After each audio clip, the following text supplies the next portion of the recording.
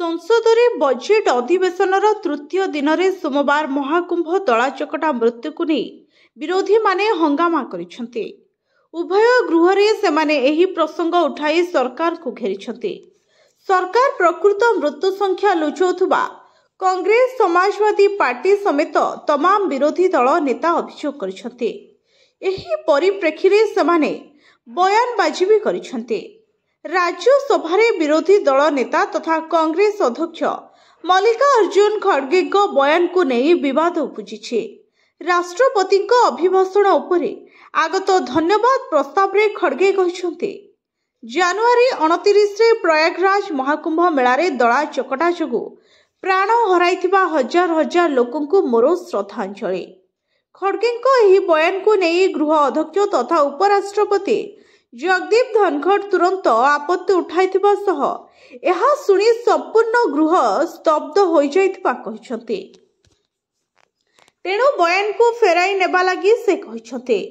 धनखड़ को आपत्ति परे जवाब दे खड़गे कहिसंते एहा मोर अनुमान, जदि एही संख्या ठीक नुहे तेबे सरकार सत कथा कण ताहा कहिबा आवश्यक। सेही भली कुंभरे दलाचकटा जोगु प्राण हराइथिबा लोकंक मृतदेह नदी पानी रे भासी जाइछि बोली समाजवादी पार्टी सांसद जया बच्चन सोमवार अभियोग आनिछंती।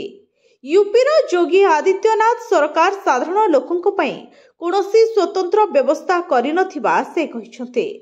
संसद बाहरे गणमाध्यम आगरे जया बच्चन कहिथिले सबुठु दूषित पानी एबे केउठी जहा हेउछि महाकुंभ। नदी पानी रे मृतदेह गुड़िक फिंगी दिया जाइछि। मुख्य समस्या उपरे एजे आलोचना करा जाय नाही। कुंभ को जाउतबा साधारण श्रद्धालुंक पई कोनोसी स्वतंत्र आयोजन करा जाय नाही। मृतदेह गुड़िकर पोस्टमार्टम हुई नाही। शव गुड़िकु पानी रे फिंगी दिया जाइथिबा बेले सही पानी को लोकंक पाखरे पहुंचुछे। बीजेपी सरकार ए दिगरे कोनोसी स्पष्टीकरण देउनाहांते। यह संपूर्ण भावरे आखि धूली पकाइबा भली। कहबाकू गले जनवरी 29 दलाचकटारे महाकुंभरे 30 जनकर मृत्यु घटिथिबा सरकार को पक्षरु कहि जायथिला। तेबे वास्तव रे मृत्यु संख्या ढेर अधिक हेबो बोली आशंका करा जाउछि। Bureau report STV Odia.